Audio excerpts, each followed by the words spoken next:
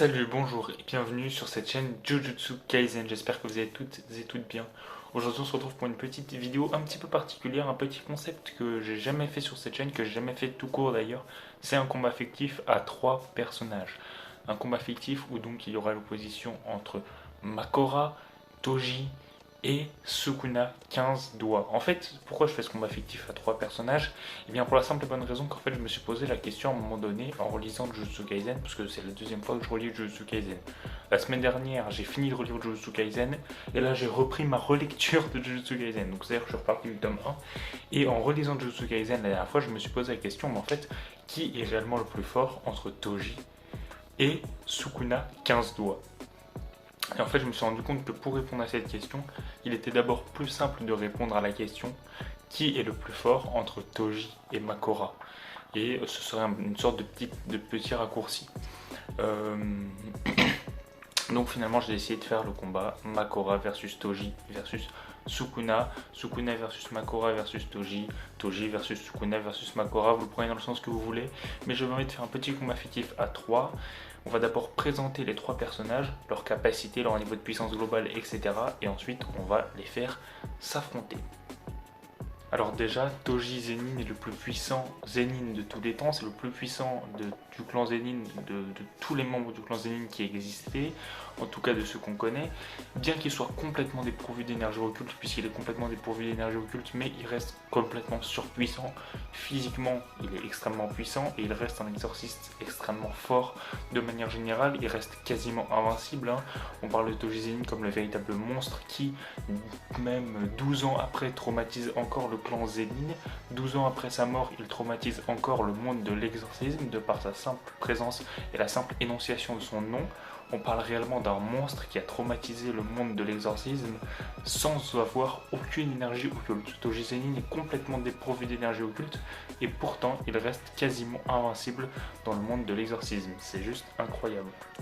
Grâce à un serment inné, Toji Zenin a perdu, ou plutôt à cause d'un serment inné, Toji Zenin a perdu l'entièreté de sa force occulte, de son énergie occulte. Il a perdu l'intégralité de son énergie occulte, Toji, à cause d'un serment inné tout simplement. Il n'empêche que, en contrepartie de ça, il a récupéré la plus grande force physique de tout le manga. Toji Zenin est le personnage le plus fort physiquement de tout le manga. Alors il peut évidemment y avoir un débat avec Yuki Tsukumo, mais on est quand même sur théoriquement le personnage physiquement le plus puissant de tout le manga. On est réellement sur Toji Zenin qui est en tout cas indéniablement dans le top 3 des forces physiques, qui rivalisent avec les plus puissants exorcistes du monde en termes physiques comme en termes global. Et honnêtement, en termes physiques, les seuls réellement qui peuvent débattre avec lui sont Maki Zenin et Yuki Tsumuko. Mais a priori, Toji Zenin reste l'homme, l'exorciste avec le plus de force physique du monde de Jujutsu Kaisen. Autre chose qui montre la puissance physique énorme de Toji Zenin, c'est tout simplement déjà 2 événements à Shibuya. Le premier événement à Shibuya, c'est lorsque vous vous rappelez, la grand-mère invoque l'esprit de Toji Zenin dans le corps de son petit-fils et que Toji Zenin prend le contrôle de l'invocation, alors que d'habitude on nous explique bien que l'invocation dans le corps de son petit-fils est toujours maîtrisée, contrôlée par elle et son petit-fils. Là, pour la première fois, Toji Zenin prend le contrôle réel du corps de son petit-fils et d'elle-même, puisqu'il va le tuer tout simplement. Il va la tuer très facilement d'ailleurs. Mais donc Toji Zenin, c'est aussi une énorme puissance physique qui est montrée sous plein d'aspects, et ça en fait partie de ces aspects.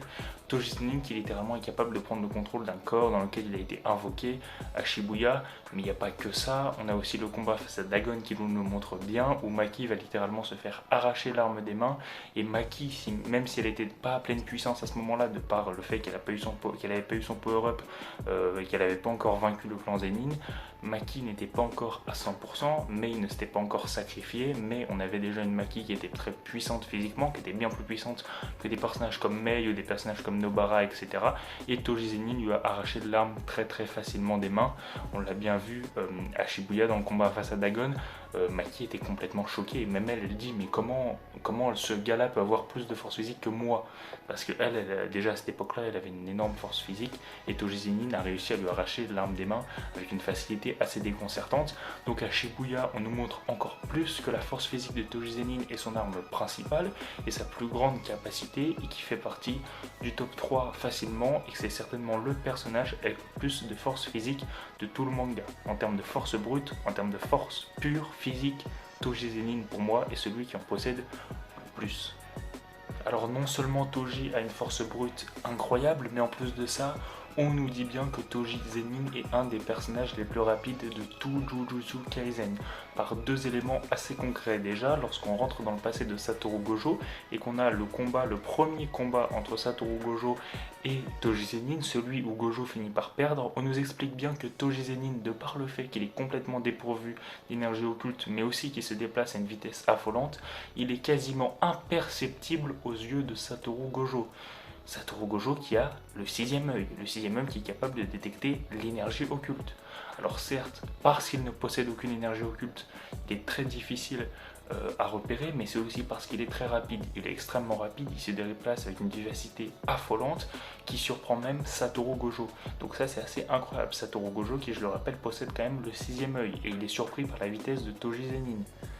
Donc ça c'est déjà assez incroyable. Mais en plus de ça, l'élément à Shibuya qui nous prouve réellement cette vitesse, c'est que Megumi Fushiguro va tout simplement comparer la vitesse de Toji lors de son combat face à Megumi.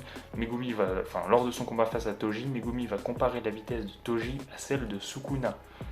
Il va comparer la vitesse de Toji à celle de Sukuna, un doigt. Bon, a priori, elle est plus rapide que celle de Sukuna, un doigt, puisque Megumi va à nouveau être surpris de la vitesse de Toji, alors qu'il s'attendait déjà à une vitesse énorme. Mais quand même, ça veut dire que Toji a une vitesse de mouvement qui est proche de celle de Sukuna, et ça, c'est pas n'importe quoi. Toji Zenin est donc un des personnages qui possède le plus de force physique du manga, mais également un des personnages les plus rapides, que ce soit en capacité de mouvement, mais aussi dans sa façon d'être indétectable de tout le manga. Rien que ça, c'est assez incroyable. Quand le mec combine quand même la force physique la plus grande du manga et une des vitesses les plus élevées du manga. On est sur un personnage déjà bien cheaté, mais c'est loin, vraiment loin d'être terminé. Toji est également décrit comme une véritable bête féroce, comme une véritable monstruosité, une bête féroce qui se dirige uniquement grâce à son instinct. En réalité, Toji Zenin a ses sens tellement développés qu'il est capable d'affronter les fléaux alors qu'il n'est même pas capable de les voir. C'est-à-dire que Toji Zenin ne voit pas les fléaux, mais grâce à son odorat, son toucher, son ouïe et son instinct, il est capable de savoir à peu près où se situent les fléaux et de les combattre, alors qu'avec sa vue, il ne les voit pas. Ça, c'est extrêmement impressionnant. En réalité, c'est parce que, encore une fois, Toji est réellement comparé à un animal sauvage, se basant sur ses sens, la vue, mais pour les fléaux ça marche pas, mais surtout l'ouïe, l'odorat, le toucher, et évidemment l'instinct. L'instinct qui caractérise énormément le personnage de Toji. Toji est souvent représenté comme une bête féroce qui est muet par son instinct de survie, mais aussi son instinct de prédateur. Et donc ça, c'est la raison pour laquelle il est capable de combattre les fléaux, même s'il ne les voit pas. Et ça aussi, c'est quelque chose d'incroyable. Il faut se dire que Toji est tellement quelqu'un d'important dans le monde de l'exorcisme que même 12 ans après ses méfaits, 12 ans après sa mort, il est quand même craint par la famille Zenin entière. Et on ne parle pas de n'importe quel membre de la famille Zenin. Déjà, la famille Zenin est certainement la plus importante du monde de l'exorcisme, avec la famille Gojo et la famille Noritoshi, mais en plus de ça, c'est vraiment des personnages importants de la famille Zenin qui continuent de le craindre de jour en jour. Que ce soit Naobito qui a réellement peur au moment où Toji arrive à Shibuya, Naoya qui le considère réellement comme un dieu vivant, mais surtout Ogi Zenin qui se chie dessus à chaque fois qu'il parle de Toji. Donc on a vraiment des membres de la famille Zenin qui ont peur de Toji Zenin alors qu'il est mort. On ne parle plus que d'un fantôme. Naobito, qui est le chef du clan Zenin, se chie dessus quand il voit Toji à Shibuya. Naoya, qui est considéré comme un génie du clan, considère Toji comme un dieu vivant. Ogi Zenin, qui aurait pu être chef du clan Zenin, se chie littéralement dessus à chaque fois qu'il pense à Toji. Quand il voit Maki post-power-up, il se chie dessus parce qu'elle lui fait penser à Toji. Et rien que ça, c'est juste incroyable. Il est exceptionnel, son aura est incroyable. Toji possède également un fléau qu'il enroule autour de son cou, un fléau qui tout simplement l'aide dans ses combats. Ce petit fléau l'aide pour pouvoir par exemple cacher à l'intérieur de lui des armes occultes qui sont très puissantes et qui sont des armes principales dans les combats. Toji utilise beaucoup ces armes là et donc Toji les cache à l'intérieur d'un fléau et ce fléau le cache à l'intérieur de lui-même dans son estomac pour tout simplement le rendre quasiment indétectable. Donc Toji Zenin grâce à ça peut transporter des armes très facilement sans faire aucun effort, des armes qui plus est la plupart du temps des plus puissantes du monde de l'exorcisme. Donc voilà, Toji Zenin en plus de ça possède un fléau qui est super pratique, qui permet littéralement de transporter les armes qu'il veut, et en plus de ça il est capable de le rendre indétectable en le cachant littéralement dans son estomac. Voilà, ça aussi ça fait une arme supplémentaire pour Toji Zenin qui n'est pas à négliger. Justement, on parlait des armes, et bien comme je l'ai dit précédemment, Toji est capable de maîtriser une multitude d'armes occultes, qui tout simplement sont des plus puissantes. Et d'ailleurs, la multitude d'armes occultes qu'il est capable d'utiliser sont proportionnelles à la puissance physique de l'utilisateur. Ça c'est je crois Maki qui nous l'explique, ou le narrateur dans le combat face à Dagon nous explique tout simplement que les armes occultes sont proportionnelles à la puissance physique de l'exorciste. Donc si l'exorciste a une énorme puissance physique, eh bien l'arme occulte sera d'autant plus puissante. Et on sait, comme je l'ai dit précédemment, que Toji Zenin a probablement la puissance physique la plus élevée du manga, donc on est quand même sur quelque chose de très costaud, et donc les armes occultes ne peuvent pas avoir une puissance de frappe plus élevée que lorsqu'elles sont maniées par Toji Zenin. Ça les rend donc d'autant plus dangereuses et d'autant plus efficaces. Toji Zenin est tellement surpuissant qu'il a été capable à Shibuya de vaincre un personnage des plus forts, Dagon. Dagon qui est un fléau de classe S, et Toji Zenin l'a littéralement explosé très facilement. Toji Zenin qui a vraiment éclaté Dagon avec une facilité déconcertante. On parle quand même de Dagon, un fléau de classe S qui à l'époque avait réussi à prendre en 3 versus 1 Naobito, Nanami et Maki. Je répète, Dagon avait réussi à prendre en 3 versus 1 Naobito Zenin, Nanami, Kento Nanami et notre cher Maki Zenin en 3 versus 1. Et Toji Zenin l'a éclaté super facilement. On parle de Dagon, on parle d'un fléau de classe S. Je sais pas si on se rend compte. Il l'a détruit très facilement. Et encore, ça c'est loin d'être l'exploit le plus incroyable de Toji Zenin, puisque battre un fléau de classe S c'est quelque chose, mais battre un exorciste de classe S c'est autre chose. Surtout lorsqu'on le fait 2 fois. 2 fois dans la même journée. Oui, parce que pour récapituler grosso modo, non seulement Toji Zenin a réussi à vaincre un fléau de classe S, mais en plus de ça il a réussi à vaincre non pas un, mais 2 exorcistes de classe S, et en plus de ça dans la même journée. Donc le gars a réussi à vaincre 2 exercices de classe S dans la même journée. Et pas n'importe quel exorciste de classe S en plus, puisque ce sont Suguru Geto et Satoru Gojo, considérés comme les plus forts. Donc à un moment donné, je sais pas ce que vous voulez, mais Toji Zenin a vaincu dans la même journée Suguru Geto et Satoru Gojo, qui sont considérés comme les plus forts. Voilà. Qu'est-ce que vous voulez de plus pour valoriser Toji Zenin que le fait que le mec a été capable de vaincre les 2 exorcistes les plus forts de leur génération dans la même journée? Alors après, il a été vaincu par Satoru Gojo, d'accord, mais Gojo était déjà l'exorciste le plus fort de sa génération et il a été vaincu par Toji. Et Geto était le 2e exorciste le plus fort de sa génération et il a été vaincu par Toji. Donc voilà, Toji Zenin a littéralement éclaté, si on peut dire ça comme ça, les plus forts. Voilà, rien que ça, c'est assez incroyable. Alors on va ensuite passer au roi des fléaux, à la présentation du roi des fléaux Sukuna. Alors on parle bien sûr pas ici là d'un Sukuna pleine puissance, mais d'un Sukuna 15 doigts sur 20. Alors ça veut pas dire qu'on est sur un Sukuna qui a grosso modo 75% de la force de Sukuna. Enfin, ça veut pas dire que le Sukuna 15 doigts a 75% de la force du Sukuna 20 doigts. Ça c'est pas vrai, il en a moins a priori, il a moins de 75% de Sukuna 20, il a moins de 75% de la force de Sukuna 20 doigts. A priori, il doit avoir grosso modo, Sukuna 15 doigts doit avoir grosso modo KO 60% de la force d'un Sukuna 20 doigts. Il n'empêche en tout cas qu'on est sur un Sukuna très puissant qui a littéralement explosé Jogo, qui est un fléau de classe S, qui a réussi à vaincre Makora, donc on n'est pas sur n'importe quoi en termes de puissance. On est quand même sur du très très haut level pour ce Sukuna, même s'il a que 15 doigts. Alors les atouts de Sukuna sont bien connus, hein, on connaît quasiment tout de Sukuna maintenant, hein, c'est un personnage qui nous est bien familier.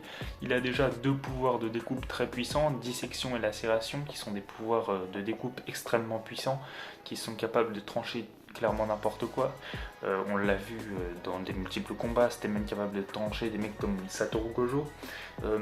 Et en plus de ça, ils ont une vitesse de création, enfin, il peut envoyer dissection et lacération à une vitesse assez affolante, Sukuna, donc ça c'est assez incroyable. Mais certes, le sort dissection et le sort lacération sont très rapides, mais Sukuna l'est encore plus. On l'a vu, déjà il nous avait été décrit comme très très rapide depuis le début du manga, mais dans les derniers chapitres de Jujutsu Kaisen, on a bien vu que Sukuna était encore plus rapide en vitesse de déplacement que son propre sort lacération. On se rappelle quand même que lacération et dissection sont des sorts extrêmement rapides. Il est quasiment impossible de se soigner. Le seul qui a réussi à se soigner de dissection et lacération grâce au sort d'inversion, c'est Satoru Gojo. Et Sukuna est plus rapide en vitesse de déplacement que ce sort-là. Un sort tellement rapide que Makora n'a pas réussi à s'adapter. Sukuna en vitesse de déplacement est plus rapide que ces sorts-là. C'est juste incroyable. On a vu également que Sukuna maîtrise une très très puissante attaque de feu, hein, la flèche de feu, qui a causé quand même la mort de Jogo. Alors je sais pas si on se rend compte d'à quel point la technique de la flèche de feu de Sukuna est surpuissante, mais elle est absolument surpuissante. Je sais pas si on se rend compte à quel point elle est balèze. On parle quand même d'un mec qui a réussi à faire une flèche de feu qui a réussi à brûler un volcan. Littéralement, Jogo est le fléau qui représente la peur des terres, la peur des humains envers les volcans, les terres, les réactions sismiques, etc. Jogo représente cette peur-là, c'est littéralement un volcan sur pattes, le mec. Et pourtant, Sukuna a réussi à cramer. Je sais pas si vous vous rendez compte de l'absurdité. Réussir à brûler un volcan. C'est complètement absurde, et pourtant Sukuna l'a fait.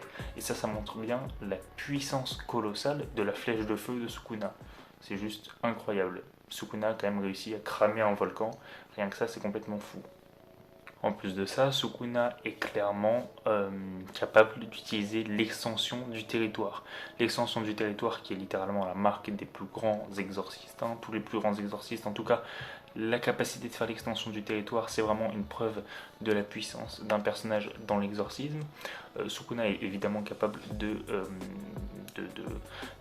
d'avoir une extension de territoire. Et comme on l'a dit, lacération et dissection sont des techniques très puissantes qui tranchent presque n'importe quoi. Et bien, lorsqu'on est dans le territoire de Sukuna, il est littéralement impossible, comme dans tous les territoires, de pouvoir esquiver une attaque qui nous est lancée.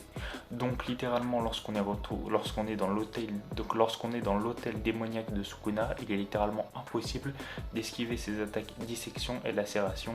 Donc on est littéralement coincé et on est obligé d'encaisser des attaques très très puissantes, très très tranchantes, que sont dissection et lacération. Donc le territoire de Sukuna est aussi bel et bien cheaté et il est vraiment vraiment handicapant. De plus, le territoire de Sukuna est réellement dangereux puisque il s'impose à la réalité, comme celui de Kenjaku et peut-être par extension celui de Tsukuru Geto.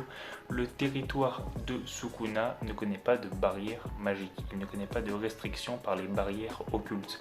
Le territoire de Sukuna s'impose à la réalité, tout simplement. Donc ça, c'est quelque chose aussi d'assez incroyable, d'assez dangereux avec le territoire de Sukuna, c'est qu'on a littéralement un territoire qui s'impose à la réalité, qui ne connaît pas de barrière magique, qui ne connaît pas de barrière occulte. Et ça, c'est à peu près comme Kenjaku. Kenjaku, lui aussi, a un territoire qui s'impose à la réalité. En tout cas, il avait, on ne sait jamais si Kenjaku est mort. Mais donc, on a quand même un territoire très très puissant de Sukuna, très très dangereux, qui est capable non seulement de faire subir à n'importe qui dissection, lacération, et c'est très très difficile de s'en sortir après ça, mais en plus de ça, c'est un territoire qui ne connaît pas de barrière occulte et qui donc s'impose à la réalité. En plus, une autre chose qui rend le territoire de Sukuna très très dangereuse, tout simplement que même si vous subissez lacération ou dissection une fois dans le territoire de Sukuna, c'est pas maintenant que ça va s'arrêter. lacération et dissection est envoyée dans le territoire de Sukuna en continu jusqu'à la fermeture du territoire. C'est-à-dire que vous n'allez pas être touché qu'une seule fois par lacération et dissection. Déjà, vous êtes forcément touché, mais en plus de ça, vous êtes forcément touché en continu. C'est-à-dire que tant que Sukuna n'a pas décidé de fermer son territoire ou que le territoire de Sukuna n'a pas été brisé, eh bien l'attaque continue, lacération et dissection continuent d'être envoyées. Donc concrètement, pour se sortir de ce territoire, c'est très compliqué, c'est vraiment très complexe. Le seul qui a réussi à le faire jusqu'à maintenant, c'est Satoru Gojo, et on parle quand même de l'exorciste le plus fort de sa génération. Donc pour réussir à sortir du territoire de Sukuna, c'est vraiment très compliqué. Et évidemment, Sukuna 15 doigts, on l'a vu, est bien plus puissant que n'importe quel fléau de rang S, c'est-à-dire que Jogo, qui est un des plus puissants fléaux de rang S, si ce n'est le plus puissant fléau de rang S qui existe dans le monde de Jujutsu Kaisen, bon bah il s'est fait éclater salement par Sukuna, c'est-à-dire que Sukuna a vraiment fait de la charpie littéralement de Jogo. Jogo qui reste quand même un des personnages les plus puissants de JK, hein, qui reste un fléau de classe S, et bien Sukuna 15 doigts a littéralement fait de la charpie de Jogo. Alors bien sûr à la fin du combat Sukuna a dit à Jogo qu'il était fort, mais ça ne veut pas dire que Jogo a réellement montré grand chose d'intéressant face à Sukuna. On l'a bien vu, hein, Kenjaku nous le dit, Jogo ne faut pas plus que 8 ou 9 doigts de Sukuna. Donc Sukuna 15 doigts a vraiment explosé notre cher ami Jogo, qui vraiment a énormément souffert, et en plus il est mort. Donc voilà, Sukuna est bien plus puissant que n'importe quel fléau de classe S, même lorsqu'il a seulement 15 doigts. Bon, maintenant qu'on a présenté les capacités de Toji Zenin et les capacités de Sukuna 15 doigts, on va pouvoir passer aux capacités de Makora. Makora qui est évidemment le familier le plus puissant de la technique des 10 ombres, le plus puissant familier donc par extension des membres du clan Zenin qui possède la technique des 10 ombres. On est vraiment sur un familier extrêmement fort, hein, qui a été capable de rivaliser d'après Satoru Gojo face à l'infini il y a déjà des siècles de cela. Donc on est quand même sur du très haut level avec Makora, comme j'ai dit c'est le familier le plus puissant. On parle vraiment d'un monstre capable de faire beaucoup de choses.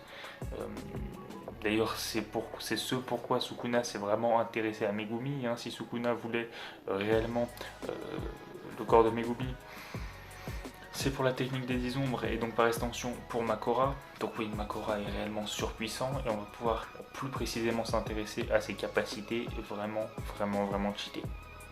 Déjà, l'épée de Makora est extrêmement cheatée. Makora possède une épée qui est remplie d'énergie occulte positive. Je vous rappelle que l'énergie occulte positive, c'est l'énergie occulte négative multipliée par l'énergie occulte négative qui donne de l'énergie occulte positive. Et bien Makora possède cette énergie occulte positive et donc ça la rend extrêmement efficace face à des fléaux. D'ailleurs Sukuna dit lui-même que s'il avait été un fléau banal, il aurait été exorcisé par Makora. Donc ça montre bien que l'épée de Makora est extrêmement cheatée, elle est extrêmement puissante. Makora a vraiment des techniques très folles, on va en parler après, mais rien que son épée est vraiment balèze. Comme je l'ai dit, le fait qu'il possède de l'énergie occulte positive est très efficace face à des fléaux normaux. Et d'ailleurs Sukuna lui-même, comme je le dis, hein, s'il n'avait pas été dans le corps de Yuji à ce moment-là, il aurait été exorcisé, je sais pas si on se rend compte, il aurait été exorcisé par Makora. Donc vraiment ça se joue à rien. Et Sukuna a réellement eu il a vraiment eu des sueurs froides, quoi. La principale capacité de Sukuna, c'est tout simplement de s'adapter à n'importe quoi. Il peut s'adapter à n'importe quelle technique occulte. Littéralement, le pouvoir précis de Makora, c'est d'être invulnérable à n'importe quel phénomène une fois qu'il est adapté. C'est-à-dire que quand il se rencontre avec une attaque, quand il voit une attaque, quand il encaisse une attaque, de par le temps et l'expérience, Sukuna est capable de s'adapter et une fois qu'il s'est adapté, il est invulnérable à ce phénomène. Et donc ça c'est absolument incroyable puisque ça marche avec n'importe quelle technique, pouvoir occulte. On l'a vu dans le combat face à Satoru Gojo, mais il a été capable littéralement d'être invulnérable à l'infini de Satoru Gojo. C'est-à-dire que Sukuna, grâce à Makora, a pu être invulnérable à l'infini de Satoru Gojo. Makora, en s'adaptant à l'infini, a été capable de contrer l'infini de Satoru Gojo, puisqu'il en est devenu invulnérable. Et rien que ça, c'est juste incroyable, et c'est un pouvoir extrêmement cheaté. C'est simple, il n'y a qu'un seul moyen pour vaincre Makora, et le seul moyen de vaincre Makora, c'est tout simplement de le vaincre avant qu'il puisse s'adapter à son énergie occulte, tout simplement de vaincre Makora avant qu'il puisse s'adapter à votre technique occulte. Donc pour ça il faut être capable de cogner assez fort, il faut être capable de one shot en quelque sorte Makora. On a vu Sukuna le faire avec lacération et dissection où il a attaqué tellement vite et tellement fort que Makora n'a pas eu la capacité de s'adapter. Donc il faut être vraiment très très fort, il faut taper très fort et très vite avant que Makora puisse s'adapter à votre technique occulte. Si Makora s'adapte à votre technique occulte, à votre pouvoir occulte, c'est très très très difficile de pouvoir le vaincre puisqu'il est tout simplement invulnérable à vos attaques. Donc c'est vraiment, il faut le vaincre le plus vite possible, il ne faut pas que le combat traîne et si c'est possible, il faut cogner assez fort et assez vite pour être capable de le one shot. Quand on parle de Makora, on parle quand même d'un monstre qui a été en mesure de donner du fil à retordre à Sukuna et ça c'est loin d'être rien, c'est même extraordinaire. On parle vraiment d'un mec, enfin non c'est pas un mec, hein, c'est un familier. On parle d'un familier qui a été capable de donner du fil à retordre à Sukuna 15 doigts dans un combat. C'est quand même assez incroyable. Donc oui, Makora est évidemment extrêmement puissant. Maintenant qu'on a fini la présentation des personnages, on a réussi à présenter Toji et ses multiples capacités, Sukuna 15 doigts et ses multiples capacités, Makora et ses grosses capacités également. On va pouvoir être en mesure de comparer tout ça et on va pouvoir être en mesure de classer, de faire un petit top 3, qui est le plus fort, qui est deuxième, qui est troisième, faire un petit top 3 qui va nous être bien utile. Alors évidemment les match-ups ne seront pas prises en compte, c'est-à-dire que dans un combat individuel, oui, mais c'est pas parce que le 2 est deuxième qu'il n'est pas plus fort que le premier en match-up. C'est ça que je veux dire. Là, on parle vraiment de puissance. Si A, B et C affrontent le même personnage, lequel va avoir. Enfin, par exemple, si A, B et C affrontent le même personnage D, qui va être le plus fort pour affronter D, qui va être le plus fort pour affronter D, etc., etc., parmi A, B et C. Vous voyez ce que je veux dire, j'imagine. C'est comme ça qu'on va procéder. Bon, déjà, Sukuna 15 doigts est plus puissant que Makora. Voilà, Sukuna 15 doigts est plus puissant que le général Makora. On a vu un très très beau combat entre Sukuna 15 doigts et le général Makora, mais honnêtement, le général Makora a perdu face à Sukuna. Makora a été vaincu. Donc oui, Sukuna 15 doigts est indéniablement plus puissant que Makora. Alors certaines personnes peuvent me dire oui, mais tu as précisé que Makora aurait pu vaincre Sukuna s'il avait touché avec sa lame, etc. C'est vrai, mais Sukuna 15 doigts a quand même réussi à exorciser Makora. Sukuna 15 doigts a gagné son combat face à Makora et on va pas changer l'histoire et bouleverser tout le monde de Jujutsu Kaisen. On s'en tient au scénario que Gege Akutami a mis en place. Sukuna 15 doigts a vaincu Makora, donc Sukuna 15 doigts est plus puissant que Makora. Tout simplement. Donc ça, ce combat, Sukuna 15 doigts versus Makora, il est déjà réglé. Gege Akutami l'a fait pour nous. Sukuna 15 doigts est plus puissant que Makora. Concernant Toji, est-il plus puissant, oui ou non, que Makora? Bon, je ne vais pas tourner autour du pot, vous déblatérer tout un argumentaire pour ensuite vous donner la réponse. Je vais d'abord vous donner la réponse et ensuite vous dire pourquoi. Pour moi, oui, Toji est plus puissant que Makora. Et ça peut faire débat et ça peut en étonner certains. Pour moi, Toji Zenin, en pleine puissance, avant sa mort face à Satoru Gojo, est plus puissant que Makora. Et je vais vous expliquer pourquoi. En fait, je pense que Sukuna, enfin le pire match-up pour, pas Sukuna pardon, le pire match-up pour Makora, c'est Toji Zenin. Toji Zenin est littéralement un anti-Makora. Et c'est vraiment dommage. Mais honnêtement, Toji Zenin, je pense, est vraiment la pire chose qui puisse arriver à Makora en 1v1. Et pour plusieurs raisons que je vais expliquer. Mais Toji Zenin est vraiment la pire match-up possible pour Makora. En réalité, si Toji Zenin est le pire match-up pour Makora, c'est déjà parce que l'épée de Makora va pas réellement être efficace face à Toji Zenin. Toji Zenin ne possède pas d'énergie occulte, par conséquent, l'énergie occulte positive qui recouvre la lame de Makora ne va pas avoir d'influence particulière sur Toji Zenin. Donc déjà ça, Toji en a strictement rien à foutre. C'est-à-dire que l'épée de Makora, Toji, il s'en branle complètement. Et en plus de ça, Toji n'utilise pas d'énergie occulte. Il n'utilise aucun pouvoir occulte particulier. Donc Makora va littéralement être incapable de s'adapter à quoi que ce soit. Makora ne va pas pouvoir s'adapter aux techniques, aux attaques de Toji Zenin qui sont littéralement uniquement des attaques de force physique. Il n'y aura aucune adaptation possible pour Makora et en plus de ça les attaques de Makora ne vont pas avoir spécialement d'effets particuliers sur Toji Zenin. Donc les attaques de Makora ne vont pas être spécialement puissantes pour Toji, par contre Makora ne va pas pouvoir s'adapter face à Toji. Donc la capacité principale de Toji n'est pas gênée par Makora. Par contre, Makora, sa capacité principale est bien gênée par Toji. Donc, vraiment Toji a l'avantage. En plus de ça, comme je l'ai dit au début de la vidéo, Toji Zenin est probablement le personnage qui a le plus de force physique de tout le manga. Donc, Toji Zenin peut clairement mettre KO Makora, soit avec ses poings, soit avec des armes occultes. Donc, la technique principale de Toji, qui est la force brute, ne peut pas être vraiment contrée par Makora. Par contre, la technique principale de Makora, qui est l'épée avec l'énergie positive, est totalement contrée par la condition même de Toji Zenin.